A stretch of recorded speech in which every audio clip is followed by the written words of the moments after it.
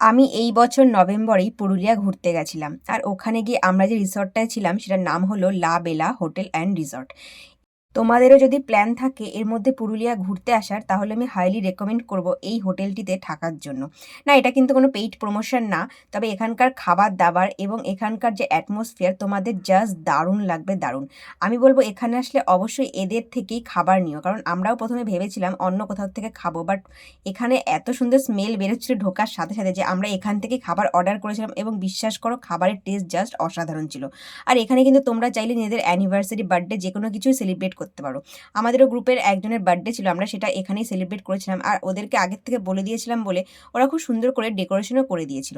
তাই তোমাদের special moment পালন করতে চাইলেও এখানে তোমরা কিন্তু বুক করে আসতে পারো।